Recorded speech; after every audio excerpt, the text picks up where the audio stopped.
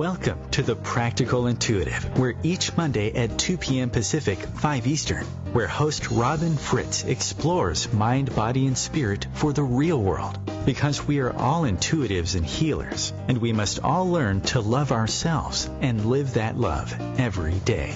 Robin is a trained and certified intuitive and spiritual consultant and hypnotherapist with an international practice based in Seattle, Washington.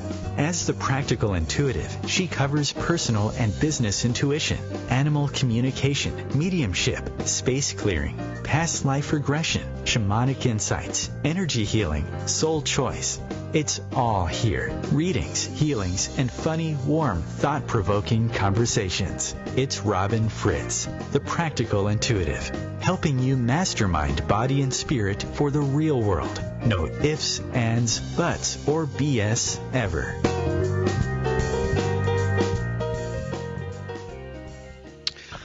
Welcome to the Practical Intuitive, Mind, Body, Spirit for the Real World. It's Robin Fritz, and today we have a tough topic. We're talking about nourishing the human-animal bond, what that means, what's going on out there, what I'm seeing in my intuitive practice, my animal communication practice, what I'm seeing with my animal family and out on the street, and I'm pretty sure it's what you're seeing with yours. And it's my opinion that we are shattering the human-animal bond with short-sighted thinking and practices, however well-meaning they started out to be. So we're going to talk about what's wrong with veterinary medicine, how it's damaging the human-animal bond, and how our everyday lives affect our animal families. What can we do about it? What's our responsibility?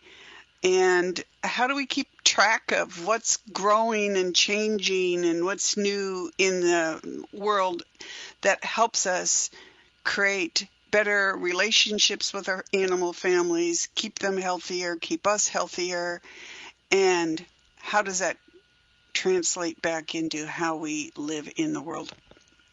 So, again, welcome. My name is Robin Fritz. I'm an intuitive and spiritual consultant and a past life regression specialist. I'm based in Seattle, Washington, and I work worldwide with clients who are looking for personal and business intuition, mediumship, animal communication, space clearing, past life and between life regression, spiritual awakening, all of the things that add to our lives.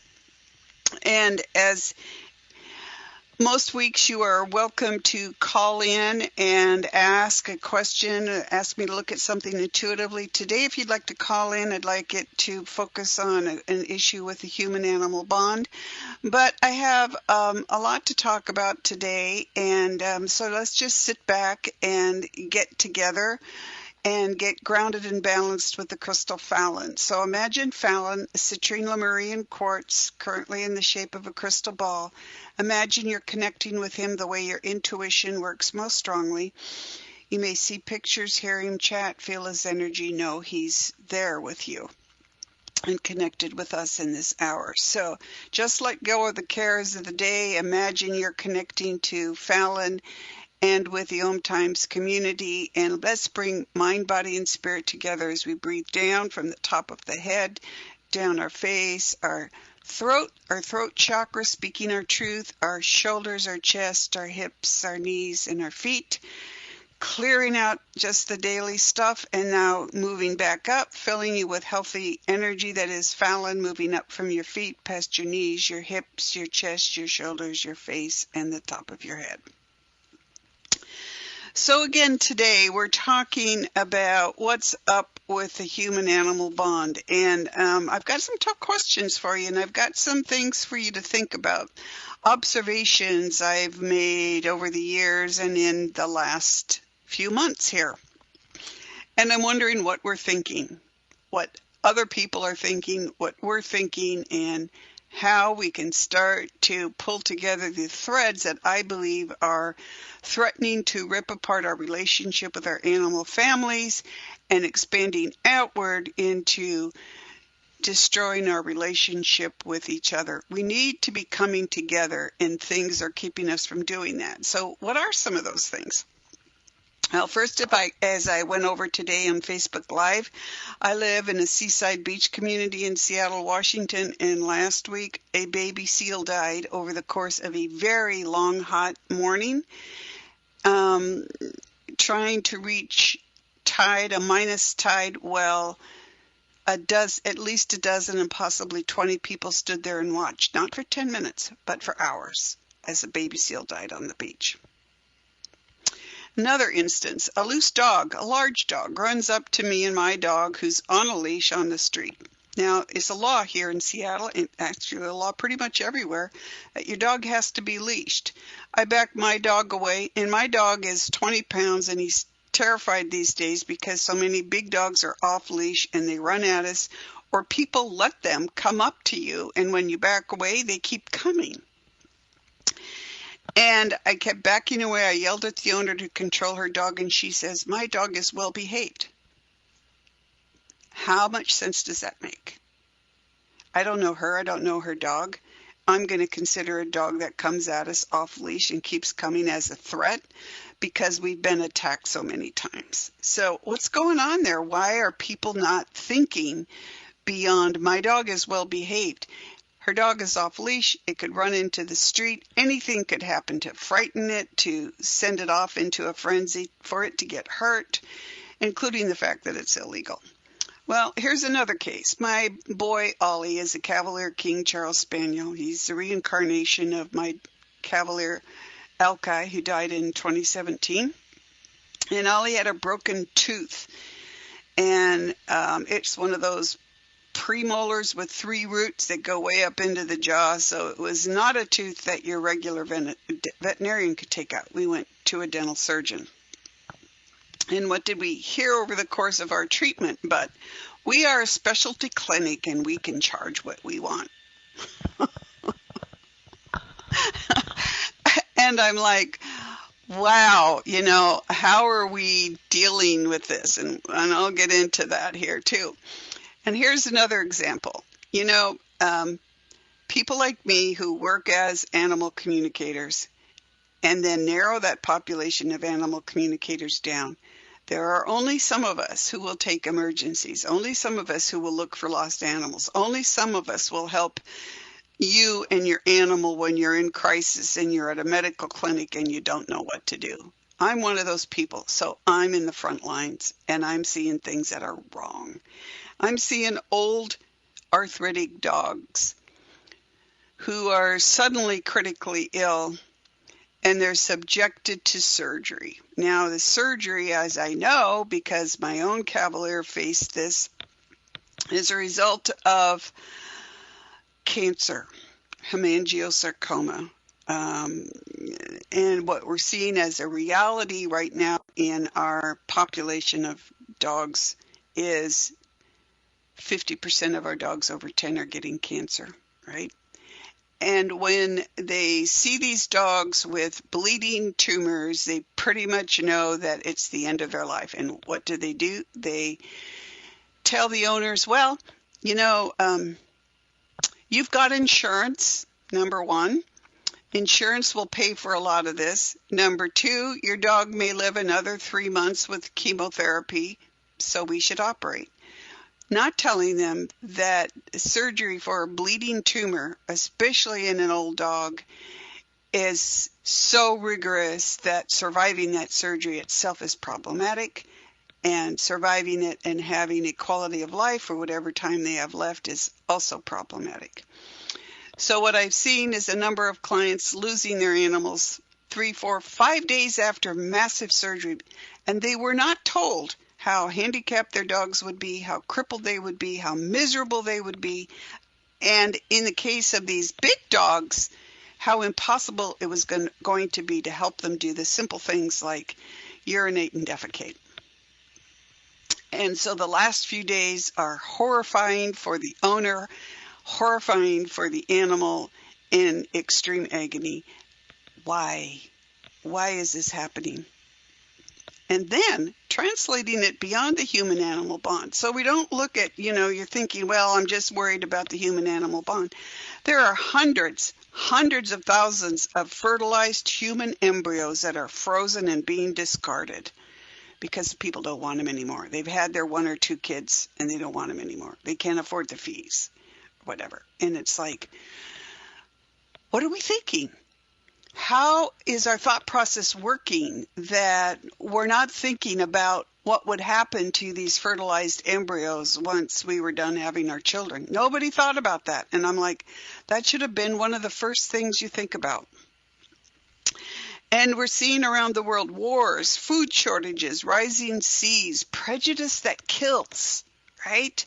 All these things creating a huge influx of refugees all over the world, and seeing doors slammed in their faces. Here in the United States, our elected officials are doing what they want with the government, regardless of what they've been elected to do, regardless of what their constituents want, and they rigged the system to deprive people of their votes. So here's the thing, we're not communicating, and we're not sharing, and we're not collaborating, and we're not doing this basic one-on-one kind of connection that's growing the world and growing our souls. We're stuck, and this has to stop. And I'm going to focus on stopping it by talking about what we're thinking and how that applies to the human-animal bond. So here's the problem as I see it. We have lost the capacity for critical thought. We simply can't think beyond the end of our noses.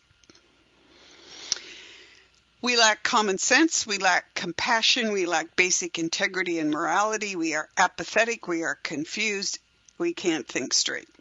And none of us intend for that to be. We don't intend for ourselves to lack all these things, because truly we think of ourselves as compassionate, respectful people. We think we're thinking correctly. The problem is, as I've thought about it, is our worldview. It's how we look at the world and how we're going to live in the world and how we make decisions for ourselves, for our animal families, for our human kids, for how we live together in community, whether it's a neighborhood, a city, a country, or the planet. And we're not using our intuition. So I talked about this on Facebook this morning. You can go to that. It's August 19th, Humanity Healing page, or you can go to my YouTube page, Robin Fritz YouTube page, Worldview, Compassion, and Intuition. What I realized after talking with people who've made mistakes that I think are just impossible, like how could you think that way, is that we're not sharing a worldview. And by not sharing a worldview or thinking through what our worldview is, it isn't so much that we lack compassion or respect or common sense or integrity or morality.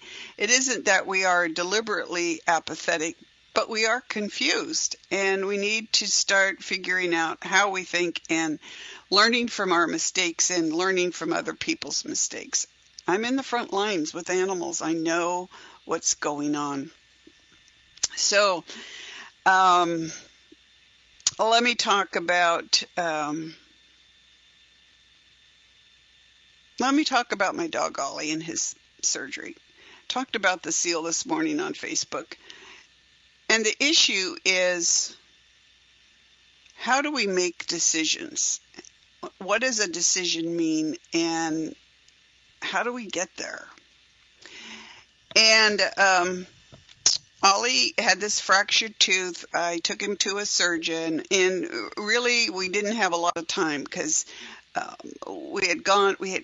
they had an opening. We went on to Tuesday, and I said I want him done first in the morning, whatever day we pick, so that I can pick him up early afternoon, because it's a long drive through heavy traffic and he gets horribly carsick, and I really don't want him to be that carsick on top of being drugged up from surgery. So they had an opening for the next day at 8 o'clock. So I said, fine, let's do it.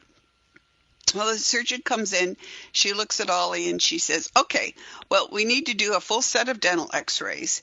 Then we're going to take out his tooth, then we're going to do a cleaning. Okay, so 45 minutes for the x-rays, an hour for the tooth, and half an hour for the cleaning. Maybe more than an hour for the tooth, because a 3-root tooth and really deep in the head, and nobody knows if it's fractured all the way up into the root line, so it could be really complicated. And I'm not thinking, like a lot of us aren't thinking. And so what happened is she left the room, and that was all decided, and they walked in and they handed me the bill. $2,700 to $3,500 to take out a tooth. And I'm like, well, you've got to be kidding me. There's no way I can pay for this. Like this, and it doesn't even make sense to me, you know. So I talked to my regular veterinarian. He was appalled. And I asked questions while I was still there in the clinic, and here was their answer. We're a specialty clinic. We can charge whatever we want. And they didn't say that just once, over and over again. So a drug they wanted me to give Ollie in the morning before I brought him in was twice what it would have been at my regular vet, because they're a specialty clinic and they can charge whatever they want. It's a simple drug. It isn't like anesthesia. So over the night, and I know we're running up into a break here, I decided that we were changing the procedure. Ollie was not getting a full set of dental x-rays. And it wasn't just because of the money. As I explained to her, the surgeon, and she just brushed it off, was that my dog has never been under surgery. He's an intact male. He will stay intact for the rest of his life, because the research shows that early spay-neuter is wrong. It's causing all kinds of diseases, and they claim it prevents, and it is not affecting the so-called dog overpopulation in the world, but it is affecting their health. So he'd never been subjected to anesthesia. So after the break, I'll come back, finish this story, and talk about where we're going and how we're going and what you might want to think about in dealing with your animal families.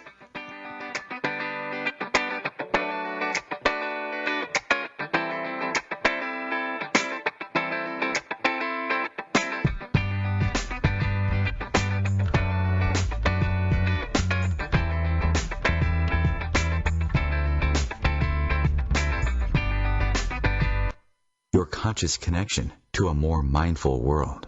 OMTimes Radio. IOM-FM. OMTimes Magazine is one of the leading online content providers of positivity, wellness, and personal empowerment. A philanthropic organization, their net proceeds are funneled to support worldwide charity initiatives via Humanity Healing International. Through their commitment to creating community and providing conscious content, they aspire to uplift humanity on a global scale. OMTimes, co-creating a more conscious lifestyle. Grab a cup of tea or a glass of wine and tune in for Inspired Conversations with publisher Linda Joy on Tuesdays at 2 p.m. Eastern. Linda creates sacred space for leading female luminaries, empowering authors, heart-centered female entrepreneurs, coaches, and healers.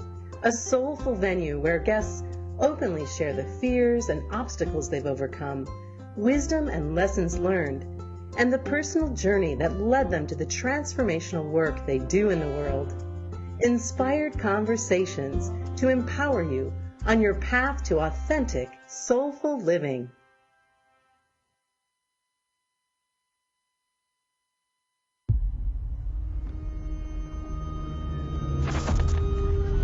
Opiates has taken everything and everyone I've ever loved away from me. Everything. I blew my ankle out and I got prescribed pain pills by my doctor. If making my detox public is going to help somebody, I'm all for it. I just wish I would have had a warning. Opioid dependence can happen after just 5 days. Know the truth, spread the truth. A message from Truth, the Ad Council, and ONDCP.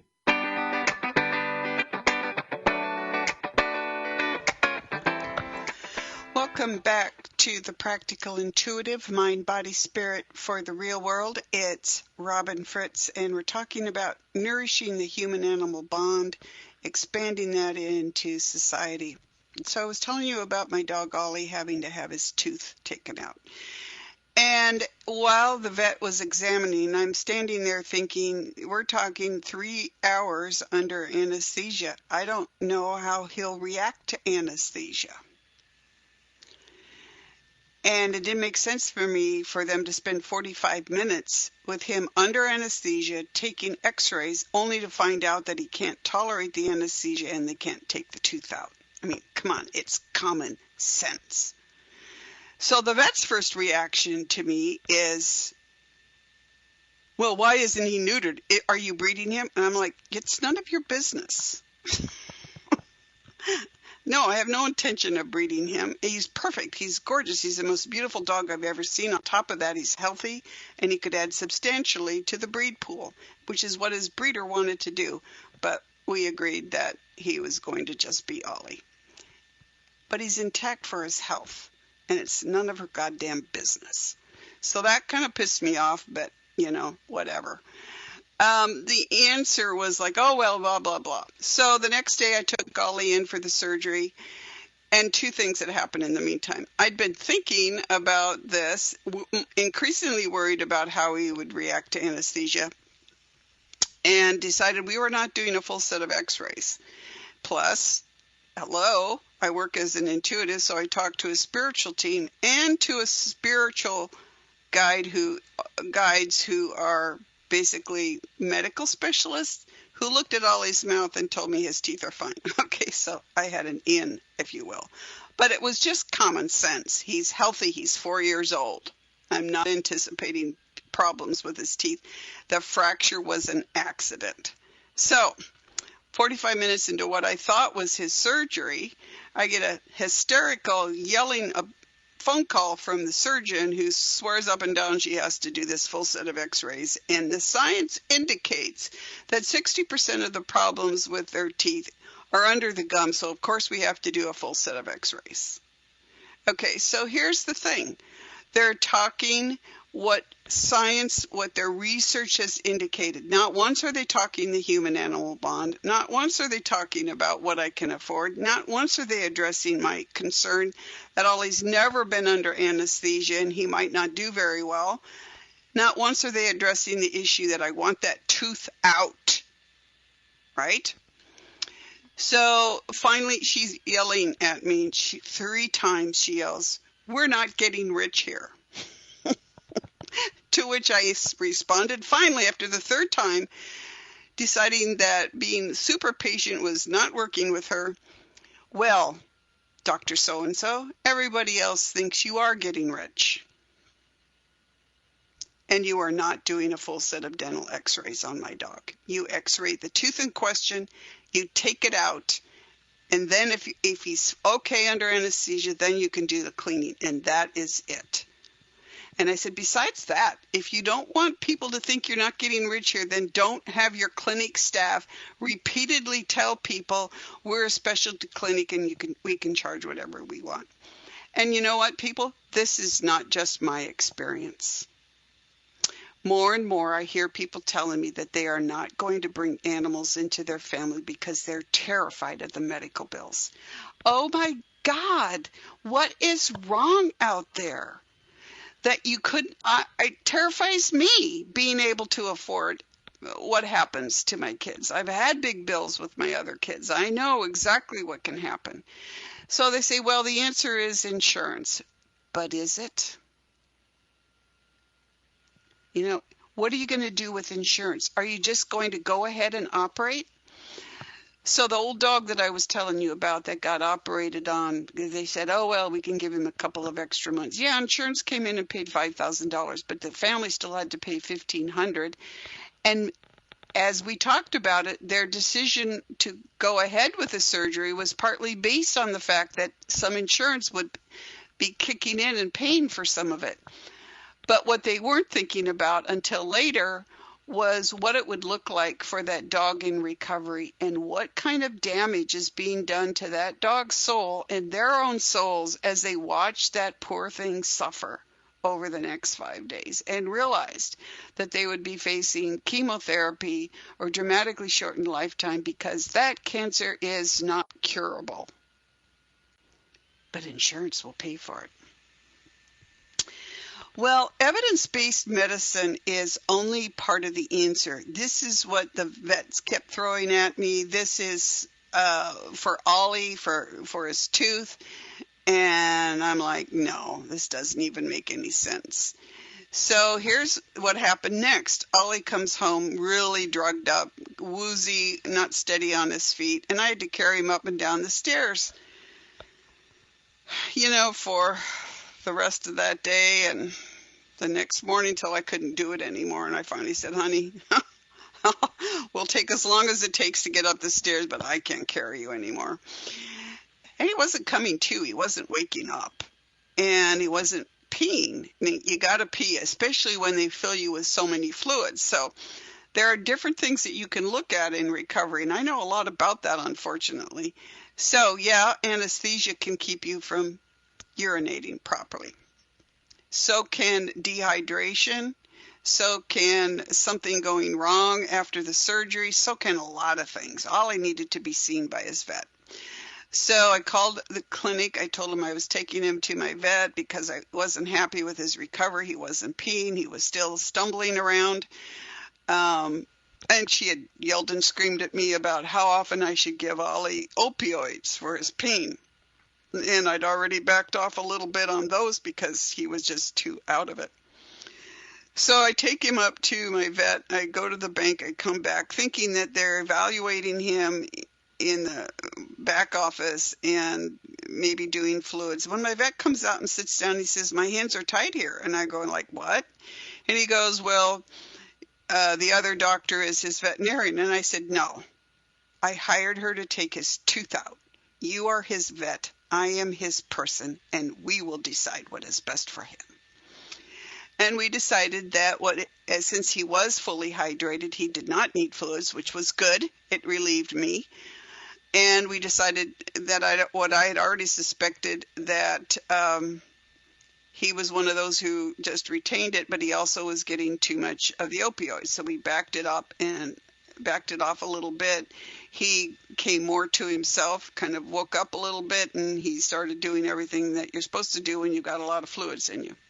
But what's the answer to all of this? And the answer is evidence-based medicine is only part of the answer.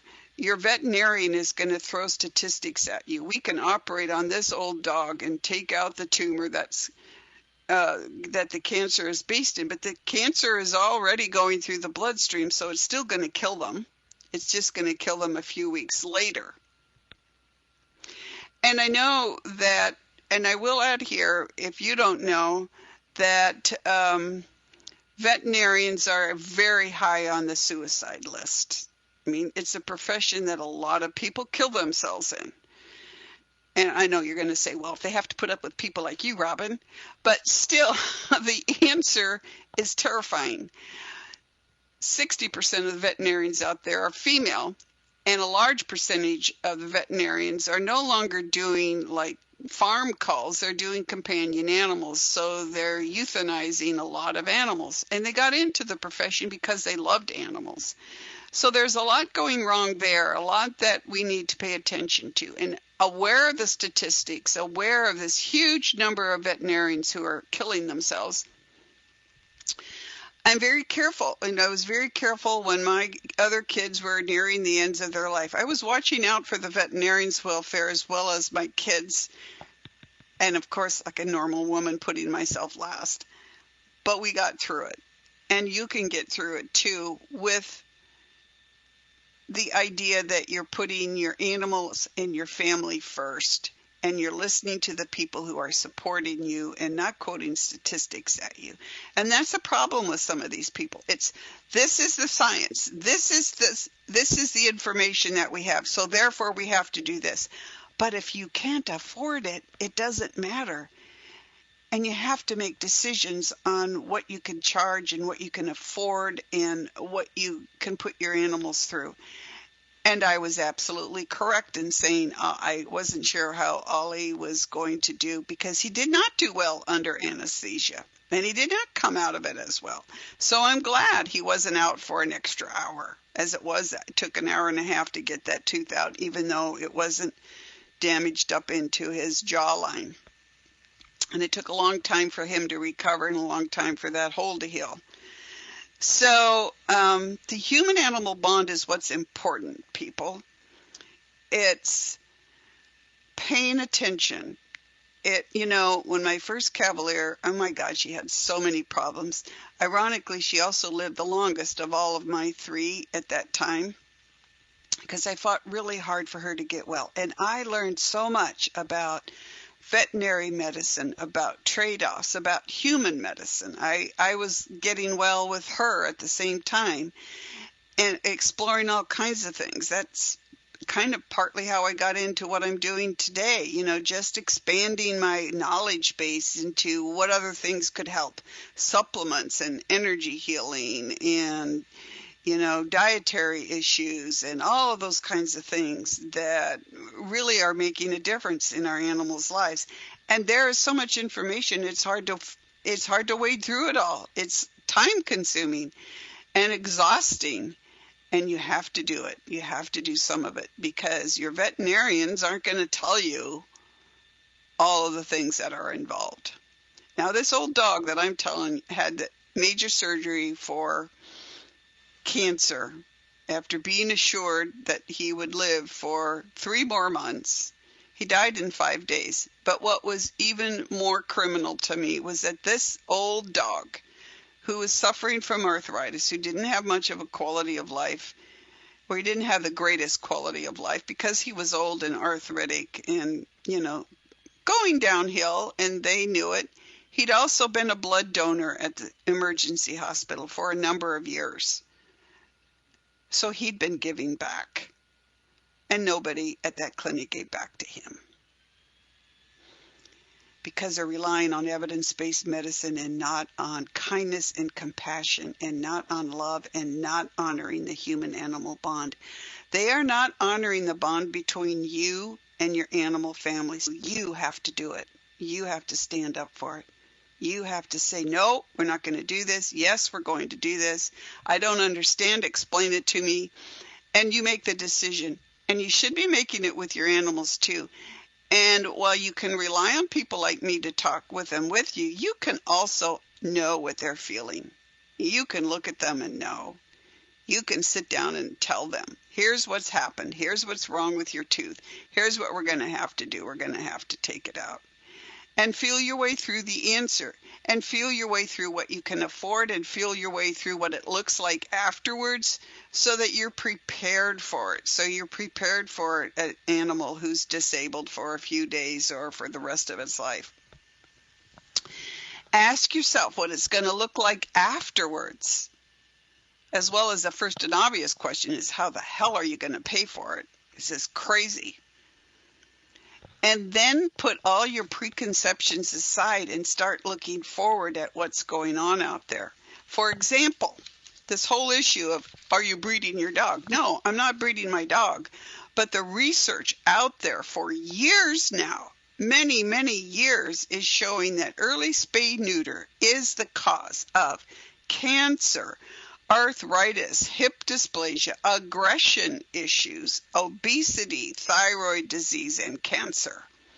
These dogs dying of hemangiosarcoma, like Murphy died of hemangiosarcoma, may have more than likely, very possibly, gotten that cancer because we spayed them as babies because we thought it was the right thing to do. Now, I never fell into the trap of, well, we have a pet overpopulation problem, because we do not. We have a lot of animals in shelters. They're not necessarily babies. They're 2- and 3-year-olds that have been turned in because the people didn't bother to train them. But the United States and Canada are the only countries with problems like the so-called overpopulation problem. And we are the only ones neutering and spaying babies. And everybody thinks we're barbarians for doing it. And the evidence is showing that it's wrong. And now more and more veterinarians are standing up and saying, hey, you don't want to do this early. So what are the protocols? There's almost no reason to ever neuter a male dog, period. And you take your females through at least 2 or 3 heat cycles, at least till they're about 2. Why? Because their bones need to develop. That's what keeps them from having arthritis.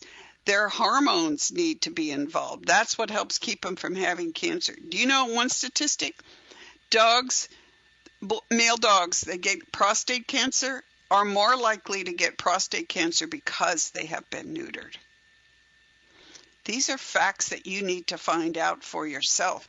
Go to the holistic websites, search early spay neuter. You'll find veterinarians putting up little websites that'll give you all kinds of information on this issue. The problem is the shelter system. The problem is the people who are doing so-called rescue work. They go, oh, the first thing we have to do is neuter all these babies because, hello, we live in a patriarchy and you're not smart enough to take care of your dog. Yeah, and not a single one of those people are with you in the cancer ward. I know, because I was there with my dog that I thought I did the right thing with and absolutely did not. So what are we going to do? You know, what are we thinking? How are we thinking it? What's the topic? What's happening in your families? Where are you with your animal families? I'm doing my best to keep my two animals healthy. Ollie's 4, Karis, my Russian blue cat, is 2.5. I'm doing everything. Food, healthy water. Cats are different than dogs. God, female cats go into heat and they like stay that way for forever until they get pregnant. So I waited until she was an adult and spayed her. And hopefully for the cat, it works. I don't know, because they haven't done as much research on cats as they could. But it was an issue for me. And it should be an issue for you. And yes, I sound like a lunatic when I say we should shut down every rescue and shelters in the country. The Humane Society, Best Friends, your local shelters, every single one of them that insists that you have to spay or neuter the dog before they give it to you, the cat.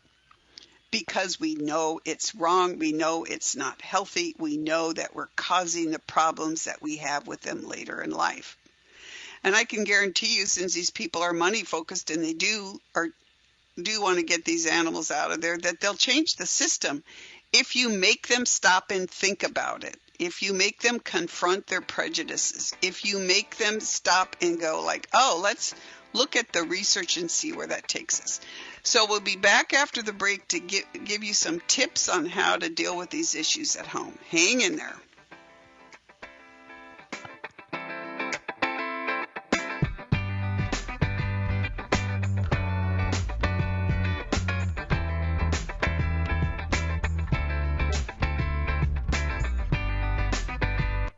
A conscious lifestyle for a mindful life. OMTimes Radio. IOM FM. Ascending Hearts is no ordinary dating site, but a spiritual dating site with a purpose, to link you with your soulmate. We engineer the serendipity so you can trust that you will attune with someone that has the same matching vibration as you. Ascending Hearts, the conscious dating site for the spiritually aware. Try Ascending Hearts for free. AscendingHearts.com.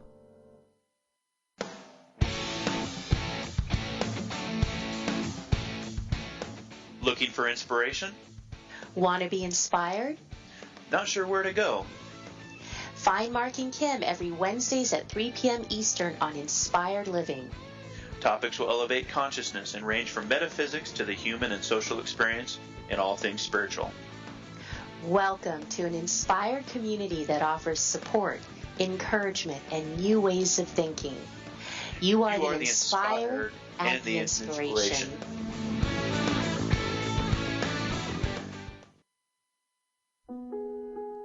Imagine being fired because of who you love. Imagine being denied medical treatment because of who you marry.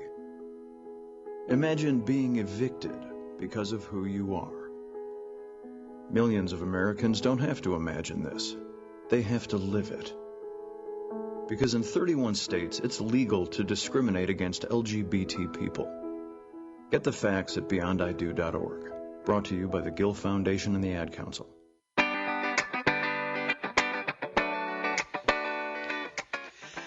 Welcome back to the Practical Intuitive Mind, Body, Spirit for the Real World. It's Robin Fritz, and we're talking hard things about nourishing the human-animal bond.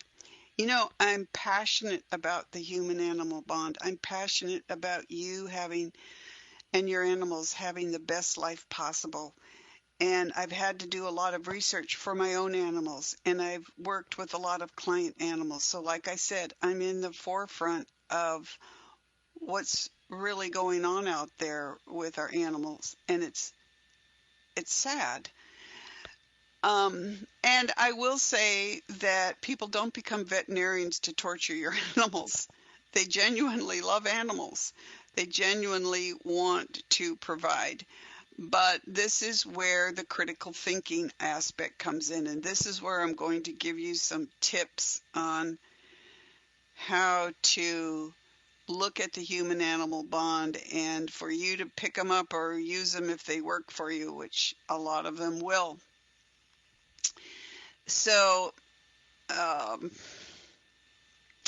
the surgeon who worked on Ollie was quoting me statistics. She was quoting me the science. She was quoting me what they've done in research. She wasn't quoting me anything about how veterinarians worked with family and did the best thing for that dog, given the dog's age, condition, and the family's ability to care for them and their financial status.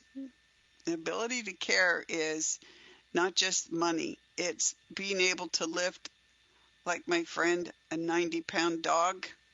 I'm sorry, a 75-pound dog, and help it get outside. When you're old and older than you were 20 years ago, and you might not be up for that. But everyone is quoting statistics, and this is what I saw yesterday in confronting the seal people down at the beach, the people who watched a baby seal die last week, not over the course of 10 or 15 minutes, but over the course of hours as that seal struggled, I think maybe 100 feet, crawled 100 feet to the water's edge and died finally, overheated. And the veterinarian came out finally after all those hours and pronounced it impossible to survive at the edge of the water. Well, of course, but nobody poured any water over that poor baby. Nobody tried to pick it up and take it to the ocean. And here's the thing. If it was a beached whale, you would have poured water on it. People would have been out there doing their best to help those whales get back into the sea, even if they were going to die. A deer, a raccoon, a possum, a fox, any of these animals that get hit by cars on the street, their babies or them, if they're not dead themselves, they get picked up and taken to a shelter that rehabilitates injured wildlife. But there's a law that says you can't touch a marine mammal or you go to jail and you get a fine. And I'm like, okay, fine, then arrest me, put me in jail, but at least give some mercy. And here's where we're having the difference. And here's where I realized, again, they're quoting me statistics. 50% of the baby seals die in their first year. Has no bearing on this particular seal. It's a fact. It's not this particular seal. So what are we doing? We're thinking in terms of science. And this is what we've been doing for the last 300 or 400 years. And I've said before, in past life regressions, I've seen people talking to their souls. That's what I do. I facilitate you talking to your soul, asking your soul about a previous lifetime. When that person in that previous lifetime is walking down a dirt road and turns around and stops and starts talking to themselves 400 years in the future, and they don't bat an eye because they have what we don't. They have their connection, mind, body, and spirit. That connection is intact. And we lost it because we surrendered it to science. Now, I love science. I love air conditioning when it's hot. I love my car. I love my refrigerator. I love all the wonderful things that science has given us, including the ability to save my animals from misery and pain, and the ability to help them out in a gentle way if that's what's necessary. I love science. But it is not the only thing that we should be basing a decision on. And when we do, that's where we lose compassion. that's where we lose respect for other beings and ourselves. And that's where we let ourselves down, and that's where we're not using our intuition, right? And our intuition is there, people. You're using it every single day. You're just not using it correctly. And by correctly, I don't mean you're doing what I'm saying you should do. You're not listening to what your intuition is telling you, so you're not actually using it correctly. You know, you can listen to your intuition and make a different decision, but if you're not listening to your intuition, you're not paying attention to it, and you're not using it correctly, because it's always giving you an answer. Okay, so what are you going to do, right? What are you going to do? Well, science is part of the answer, but it's not the whole answer. And your first answer is your worldview. It's how do you view the world? Well, I spend a fair amount of my time talking to whatever's out there, from the local fairies to the wildlife to trees to people's homes to people's businesses to my car to weather systems. Everything out there is willing and able to talk to us if we would just approach it as an equal. I mean, why would you want to talk to something if they ignored you or they thought you were inferior to them? And that's where a lot of these beings are right now with us humans, because for the past 400 years, we've ignored them. We haven't listened to what our intuition is showing us about the world around us. We haven't listened to what our innate healing skills can tell us about how to live in harmony with all life. So your worldview, if your worldview is, well, I'm the human and I'm in charge and I can decide that nobody's going to intervene and pour water on that baby seal, well, then you need to go to jail. And I needed to be aware of that so that I could have done something for that poor little baby. And the response was, well, it would be horrifying for that poor baby to die in somebody's arms, frightened and not knowing who you were. Well, you know what? That is absolutely not true. And it's not true with your animals either.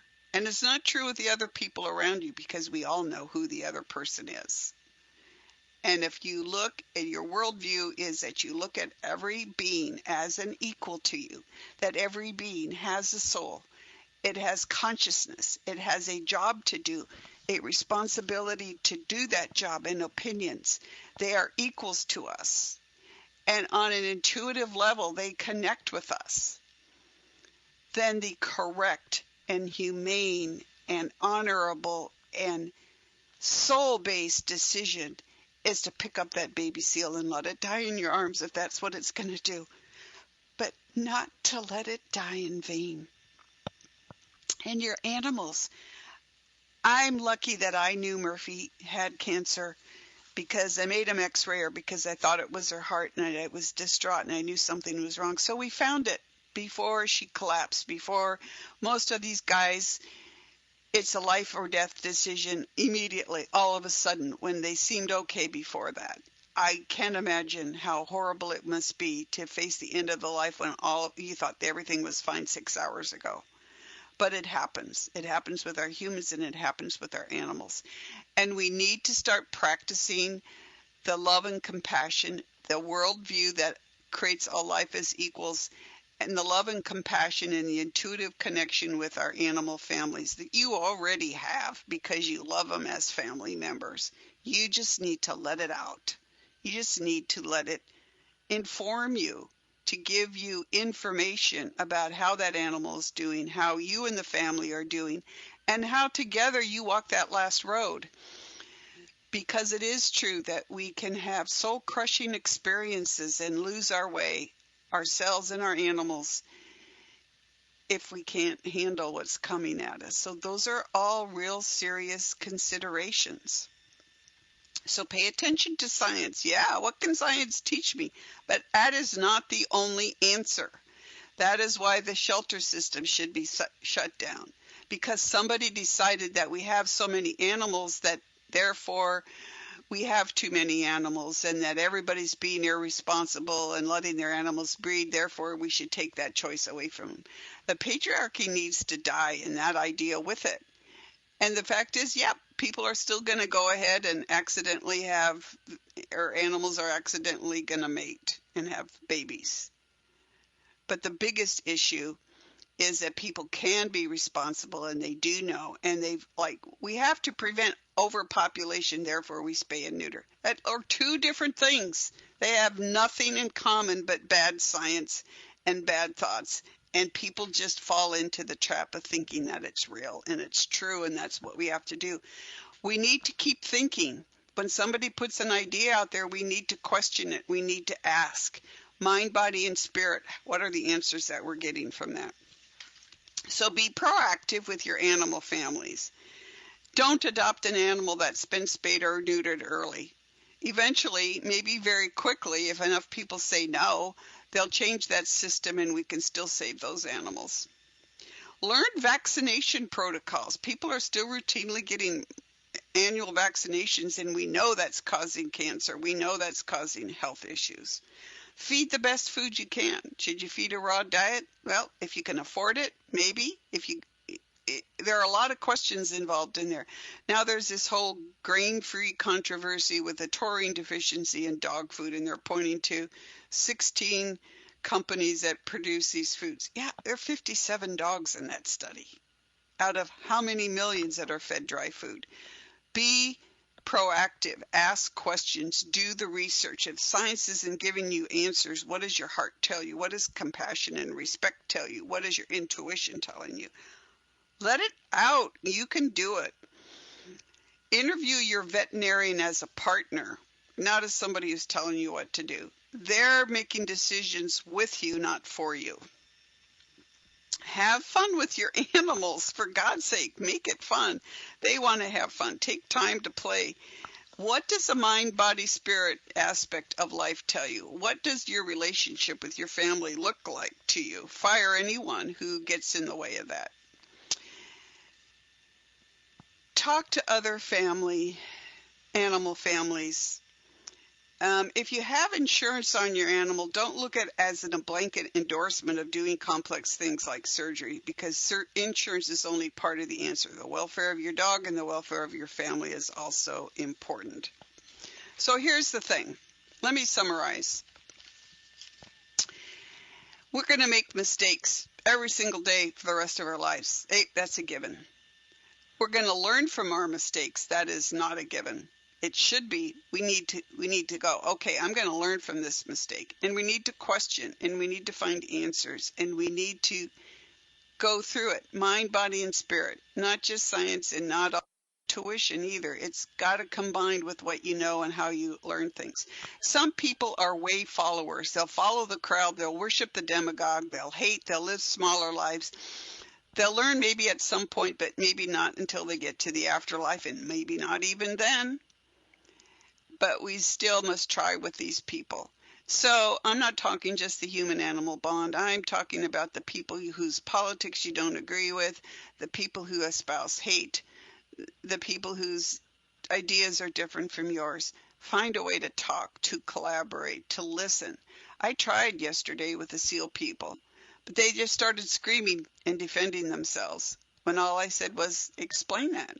Explain what you mean. Explain how you made that decision. Explain it to us, because that is not what I saw. Explain, blah, blah, well, you don't know what we go through. Well, actually, I do. Because one of the things that I have to do as a animal family member and as a professional is to pay attention. Some people are way showers, and all of you listening to this broadcast are way showers. That's you. That's me. We question authority. We question the science. We question the answers. When it doesn't make sense, when it's stupid, when authority is short-sighted, when it's cruel, we, the way showers, are thorns in the sides of complacency, cruelty, and misinformation. So get some rest. Work hard and never stop loving yourself, your animal families, the people around you. We all make mistakes, but we can only correct them if we stand together. So thank you for joining me today. If you have questions, please email me at my website, robynfritz.com. That's ROBYNFRITZ.com. I offer personal and business intuition, mediumship, animal communication, space clearing, past life and between life regression, soul progression clearing, spiritual journeys, spiritual awakening. I am here to help you be your best because we need you. The world needs you. Hang in there. Now, close down that connection to Fallon and send healthy energy to yourself. Remember, you are innately intuitive as well as healers. And carry on. Hands on your heart. Breathe deeply. Bless yourself. Bless your animals. Take care. Thank you and goodbye.